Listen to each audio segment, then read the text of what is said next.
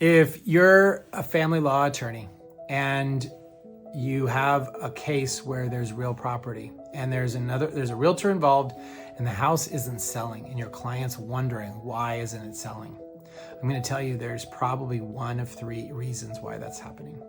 So before we get into that, my name is Zach Entwistle. For the last 23 years, I've been a full-time real estate broker. For the last 7 years, I've been specializing as a certified divorce real estate expert, helping the family law community and their clients sell property in litigated, high conflict, domestic violence, restraining order type cases. So like I said, there are three factors. Number one, the home's condition. Number two, the home's price. And third, in family law cases, is spousal sabotage. So, home's condition, if it needs a roof, if it needs carpet, if it smells like wet dog, if it doesn't have nice curb appeal, these are all things that are going to lower the perceived value, even if you look at a competitive market analysis. And you say, well, based on the square footage and based on the size, our home should sell for this much money. I'm going to tell you that that doesn't really matter if there are issues. So, home's condition should be as good as possible.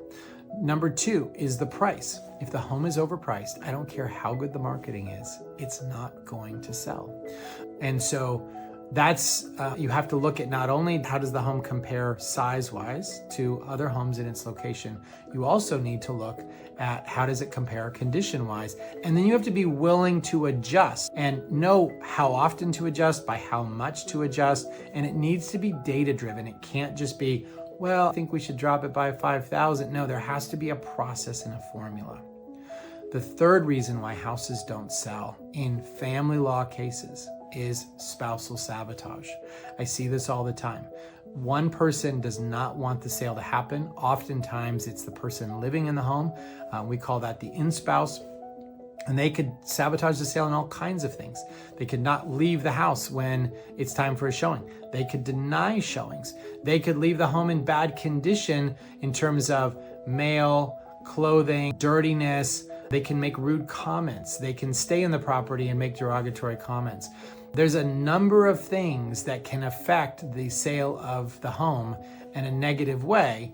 If you don't have a realtor who is experienced with spousal sabotage, you are setting the case up for failure. So if your clients have a friend that they're thinking about using, I would recommend you use a divorce expert for the sale and then have them work with their friends for the purchase. That's totally fine, right? Get through this chapter and then work with their friends to start the new chapter. But the clients are getting along really well, then that's totally fine.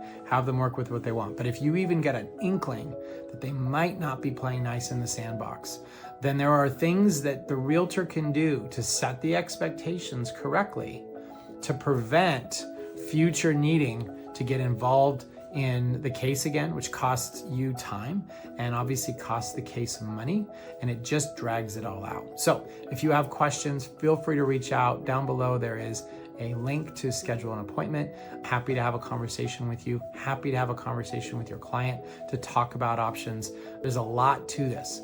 I have the battle scars to prove it. So if I can be a resource, reach out. Otherwise, wish you all the best. Have a great day.